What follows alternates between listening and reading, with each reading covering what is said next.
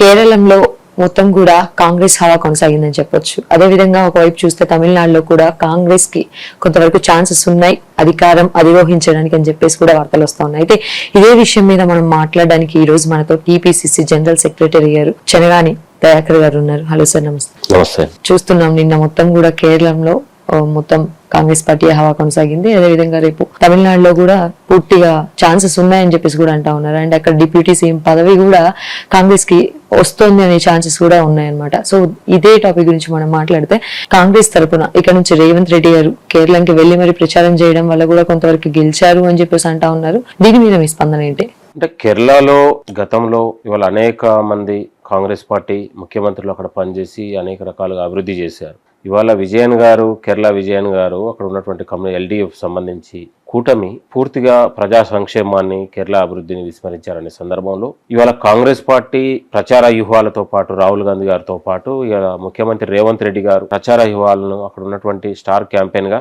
అక్కడ కేరళ ప్రజలను ఆకట్టుకున్నారు. ఇవాళ తెలంగాణలో జరుగుతున్న సంక్షేమ పథకాలను కేరళలో వివరించడంతో పాటు జరుగుతున్నటువంటి అవినీతి పైన, అక్రమాల పైన, ఇవాళ అదేవిధంగా మోడీతో దోస్తానం అంశాల మీద అనేక అంశాలను ప్రజలను ఆకట్టుకున్నాయి. ఒక మార్పును కూడా కోరుకున్నారు. కాబట్టి ఇవాళ యూడీఎఫ్కి అక్కడ ఉన్నటువంటి కేరళ ప్రజలు అత్యధిక మెజార్టీ ఇచ్చారు. కాబట్టి ఏంటంటే మనం ఏమంటున్నామంటే, ఇవాళ మోడీతో అంతర్గత దోస్తానంతో పాటు ఇవాళ అభివృద్ధి లేక దేశంలోనే అత్యంత అక్షరాస్యత గల రాష్ట్రం కేరళ రాష్ట్రం. అలాంటి కేరళ రాష్ట్ర ప్రజలే ఇవాళ మార్పును కోరుకున్నారు. కాబట్టి ఈ గెలుపు వెనక ముఖ్యమంత్రి రేవంత్ రెడ్డి గారి యొక్క కృషి, వ్యూహాలు, ప్రచారాలు ఇవాళ అనేక విధాలుగా దోహదపడ్డాయి అనేది కూడా మేము చెప్పుకోవచ్చు. అయితే మనం రీసెంట్ గా ఇదే ఎలక్షన్స్ సంబంధించి పశ్చిమ బెంగాల్లో చూస్తే కనుక దీదీకి బాయ్ బాయ్ చెప్పాను అని చెప్పేసి మోడీ గారు మొత్తం బీజేపీయే హవా కొనసాగింది. అయితే ఇక్కడ మరొక ప్రశ్నలు ఏమనెత్తుతా ఉన్నారు. బీజేపీ అన్ని రాష్ట్రాల్లో కూడా తన హవా కొనసాగిస్తా ఉంది, అన్నిట్లో కూడా ముందం చేస్తా ఉంది. బట్ కాంగ్రెస్ ఎక్కడ వెనకబడిపోతుంది ఎందుకు అనేటటువంటి ప్రశ్నలు కూడా లేవనెత్తుతా ఉన్నారు. ఇవాళ బీజేపీ ఇవాళ పశ్చిమ బెంగాల్లో గెలుపు వెనకాల దాదాపు అక్కడ ఉన్నటువంటి 90 లక్షల ఓటర్లను ఇవాళ తీసివేసి ఇవాళ సర్ పేరుతోని ఇవాళ అనేక ఉన్నటువంటి బీజేపీకి యాంటీ ఉన్న ఓటర్లందరినీ కూడా సెక్యులర్ ఓటర్లను తొలగించి ఇవాళ అక్కడ ఉన్నటువంటి బీజేపీ అక్రమంగా గెలుపొందడానికి నిదర్శనం. ఇవాళ పశ్చిమ బెంగాల్లో గెలుపు అనేది బీజేపీ గెలుపు కాదు. ఇవాళ రాజ్యాంగ వ్యవస్థను కూనీ చేసి, ప్రజాస్వామ్యాన్ని కూనీ చేసి ఇవాళ మీరు చూస్తూ ఉంటే ఆఫీసుల మీద దాడులు చేసి, ఓటర్లను కొడుతూ భయభ్రాంతులకు గురి చేసి అక్కడ ఉన్నటువంటి పోలీస్ ఫోర్స్ను అడ్డుపెట్టుకొని ఇవాళ కేంద్ర బలగాలను దించి పూర్తిగా ప్రజాస్వామ్యానికి విరుద్ధంగా కూనీ చేసి ఎలక్షన్ కమిషన్ కూడా ఒక వన్ సైడ్ బీజేపీకి అడుగులకు మడుగులు తేలాగా అది ఒక గెలుపులాగా మేము భావించట్లేదు. బీజేపీ మీరు ఓవరాల్ గా దేశవ్యాప్తంగా చూస్తే ఏంటంటే ఇవాళ రాజకీయ వ్యవస్థను, ప్రజాస్వామ్య వ్యవస్థను కూని చేసి గెలుస్తా ఉంది. ప్రజాస్వామ్యబద్ధంగా బీజేపీ ఎక్కడ కూడా గెలవలేదు. మీరు చూడండి, ఇవాళ ఇదే సందర్భంలో ఇవాళ పశ్చిమ బెంగాల్లో ఇవాళ ఉన్నటువంటి బీజేపీ అరాచకాన్ని సృష్టించి ఇవాళ గెలుపు అనేది మేము దాన్ని ఏకీభవించట్లేదు. ఏదేమైనా మళ్ళీ ప్రజాస్వామ్యం కోసం కాంగ్రెస్ పార్టీ ఎప్పుడు కూడా పోరాడుతుంది. ఇవాళ మేము బీజేపీ పైన మా విధానాలు ఎక్కడ కూడా తగ్గవు. మోడీని గద్దెదించేంత వరకు దేశవ్యాప్తంగా రాహుల్ గాంధీ గారితో పాటు అన్ని రాష్ట్రాలలో కూడా ఇవాళ కాంగ్రెస్ పార్టీ సైనికులుగా మేము పనిచేస్తాం. మొత్తం కాంగ్రెస్ కవితతో పార్టీ పెట్టించింది, టీఆర్ఎస్ అనే పేరు పెట్టించడం వెనక కూడా మొత్తం కాంగ్రెస్ హస్తమే ఉంది, రేవంత్ రెడ్డి గారి హస్తమే ఉందని చెప్పేసి చాలా పెద్ద ఎత్తున మొత్తం కూడా ప్రచారం జరుగుతూ ఉంది. ఎంతవరకు నిజమంటారు? కాంగ్రెస్ పార్టీ సీఎం గారికో లేకపోతే కాంగ్రెస్ పార్టీకో కవిత గారి పార్టీ పెట్టాల్సిన కర్మ మాకు పట్టలేదు. కాంగ్రెస్ పార్టీ అనేది ఒక పెద్ద పార్టీ, ఒక బలమైన పార్టీ. ఇవాళ ఆమె ఆధిపత్యం కోసం, జరుగుతున్న ఆస్తుల కోసం, ఆత్మగౌరవం కోసం, ఆధిపత్యం కోసం వాళ్ళ కుటుంబంలో జరిగినాయి కాబట్టి ఆమెకు సరైన గౌరవం దక్కలేదనేది ఆమె బయటికి రావచ్చేమో. కానీ ఆ కవిత గురించి, కేసీఆర్ కల్వకుంట్ల కుటుంబ వ్యవహారాల గురించి మేము పట్టించుకోవాల్సిన అవసరం లేదు. మేము రాజకీయంగానే ఆ కుటుంబాన్ని మేము వ్యతిరేకిస్తా ఉన్నాం, రాజకీయంగానే వాళ్ళ మీద మేము ప్రశ్నిస్తా ఉన్నాం తప్ప వాళ్ళ అంతర్గత విషయాలు మాకు పట్టించుకోవాల్సిన అవసరం లేదు. కవితని మరింత మేము పట్టించుకోవాల్సిన అవసరం లేదు. కేసీఆర్ గారిని కానీ బీఆర్ఎస్ పార్టీని కానీ మీరు అంటే ఎదుర్కొనే చర్యలు చేపట్టలేకపోతున్నారు, అందుకని ఇది ఒక బాణంగా వేశారని చెప్పి అంటా ఉన్నారు. అలాంటి అవకాశమే లేదు. మాకు కవితను అడ్డు పెట్టుకోవాల్సిన అవసరమే లేదు. మళ్ళీ తెలంగాణలో 2028 ఎలక్షన్లో కాంగ్రెస్ పార్టీ ఇవాళ 100 సీట్లతో అధికారం రాబోతా ఉన్నది. కాబట్టి మేము కవితను ఇంకోళ్ళను అడ్డుపెట్టుకొని పాలిటిక్స్ చేయాల్సిన అవసరం మాకు లేదు.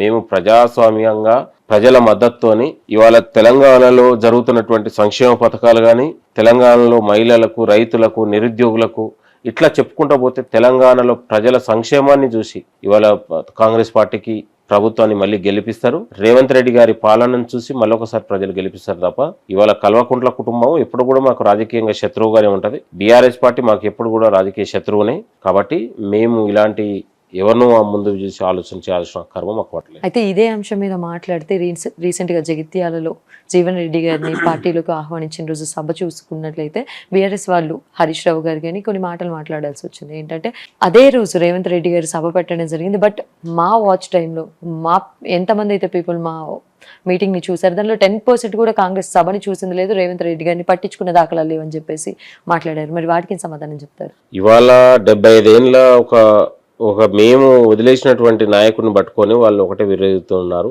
జీవన్ రెడ్డి వల్ల ఒక జగిత్యాల లీడరే తప్ప తెలంగాణను ప్రభావితం చేసే లీడర్ కాదనేది మేము మాట్లాడుతా ఉన్నాం. కాబట్టి హరీష్ రావు, కేసీఆర్ వీళ్ళందరూ ఇవాళ ఎన్ని రాజకీయ డ్రామాలు చేసినా కూడా ప్రజలు నమ్మరు. ఆల్రెడీ బీఆర్ఎస్ పార్టీకి ప్రజల విశ్వాసం కోల్పోయింది. కాబట్టి ఒకవైపు రాజకీయంగా ఆధిపత్యంలో హరీష్ రావు, కేటీఆర్ గారు వాళ్ళ రాజకీయ ఆధిపత్యంలోనే కొనసాగుతా ఉన్నారు. మళ్ళీ నీతులు మాట్లాడే ప్రయత్నం జరుగుతూ ఉంది. ఇవాళ రేవంత్ రెడ్డి గారు ఒక లెజెండరీగా పనిచేస్తా ఉన్నారు. రేవంత్ రెడ్డి గారు ఇవాళ ఇక్కడే కాదు, ఇవాళ కేరళ ప్రజలు కూడా రేవంత్ రెడ్డి గారి యొక్క ఉపన్యాసాన్ని, రేవంత్ రెడ్డి గారు ప్రచార స్టైల్ ని కూడా అక్కడ ఉన్నటువంటి ప్రజలు ఆదరించారంటే మీరు అర్థం చేసుకోండి. ఇవాళ సౌత్ లో కూడా రేవంత్ రెడ్డి గారి యొక్క నాయకత్వ ప్రభావం ఉన్నది. సౌత్ రాష్ట్రాల్లో కూడా రేవంత్ రెడ్డి గారి ప్రభావం ఉంది. కాబట్టి హరీష్ రావు గారు, కేటీఆర్ గారు, కేసీఆర్ గారు ఇలాంటి డ్రామాలు చేసినా, ఇలాంటి సభలు పెట్టుకున్నా ఇవాళ ఏమంటారుగా పాత సీసాలో కొత్త సారలాగా వాళ్ళ వ్యవహారశీలు ఉంది తప్ప దాంట్లో పెద్దగా కేసీఆర్ వచ్చి ప్రజలకు ఇచ్చినటువంటి సందేశం ఏముందండి మీరు చెప్పండి. ఒక సీనియర్ నాయకుడిగా మేము జీవన్ రెడ్డి గారికి చాలా విలువలను ఇచ్చాము అని చెప్పేసి మీరు చెప్తా ఉన్నారు. కానీ ఒకవైపు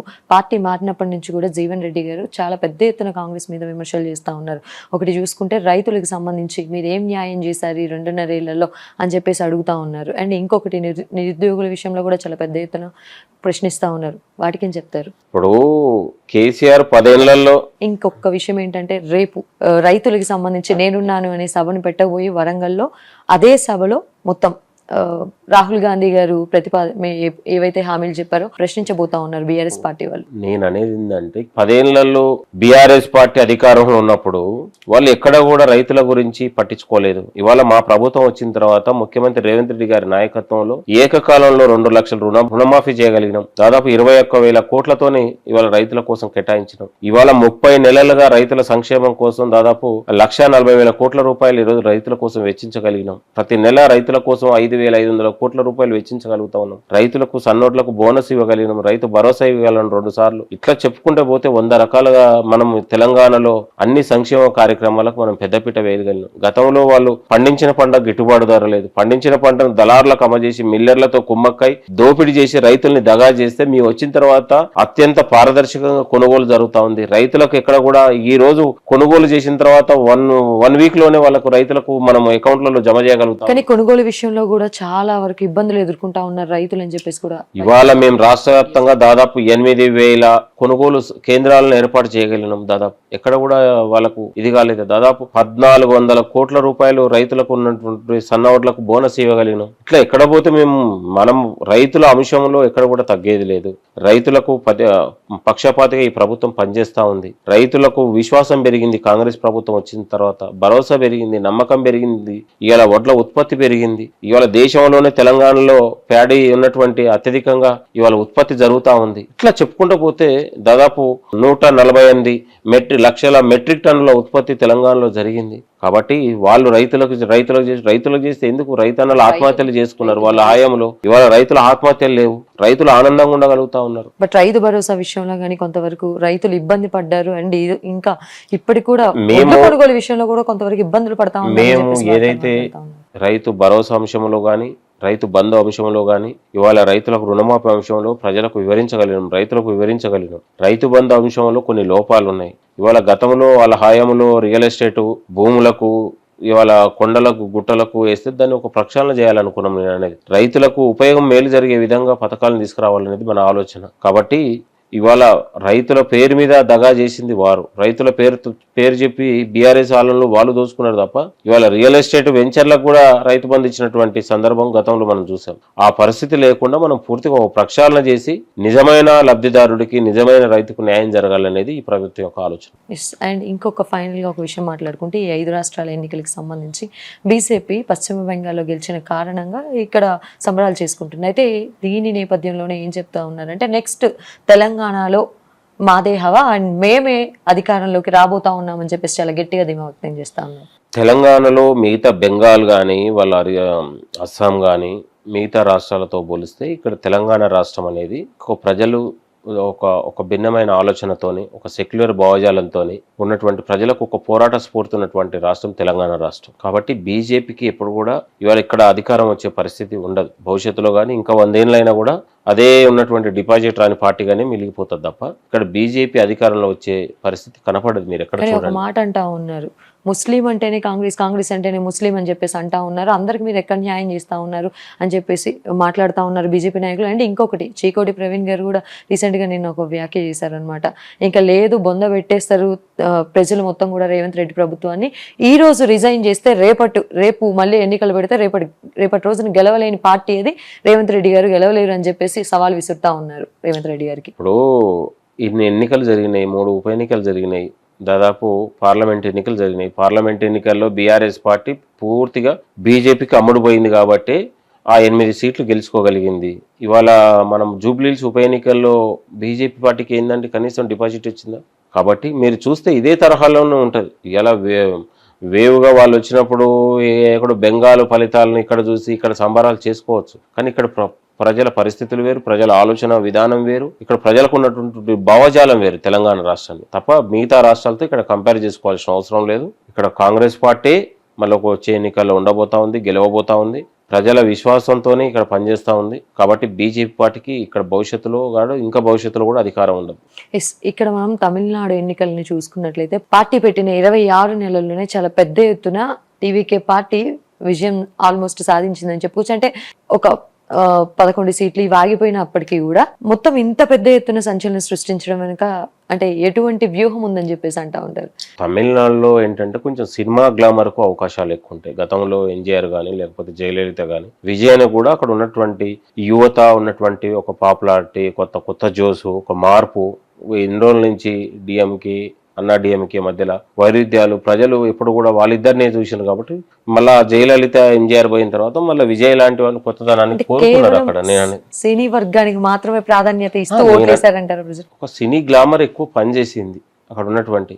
అక్కడ అదే విధంగా అతను ఇచ్చినటువంటి టికెట్ల అంశంలో కూడా ప్రజల్ని ఒక మార్పును కోరుకుంది. దాదాపు ఆటో డ్రైవర్లకు, కారు డ్రైవర్లకు కూడా టికెట్లు ఇచ్చి అది ఒక గొప్ప సాంప్రదాయంగా ఒక మంచి నిర్ణయంగా మనం భావిస్తా ఉన్నాం. ఏదేమైనా ఇవాళ మొదటి నుంచి అతను పార్టీ పెట్టిన కంచి కూడా బీజేపీ విధానాలను వ్యతిరేకించాడు. కాకపోతే ఏంటంటే ఇప్పుడు అతనికి ఏదో 12 సీట్లు తక్కువ పడ్డాయి కాబట్టి ఆ 12 సీట్లలో బీజేపీ చొరబడి మళ్ళీ ఉన్నటువంటి ఆ పార్టీని చేజిక్కించుకోవాలని కుటిల ప్రయత్నం చేస్తుందో, దానికంటే ముందే ఇలాంటి పార్టీ వచ్చింది కాబట్టి దాన్ని ఒక ప్రజాస్వామ్యంగా నిలబడాలి. కాబట్టి మా రాహుల్ గాంధీ గారు కూడా అతనికి ఒక విషయం చెప్పడం జరిగింది. అవసరమైతే కూడా కాంగ్రెస్ పార్టీ మద్దతు ఇస్తుంది అనే అంశాలని కూడా చూస్తూ ఉంది.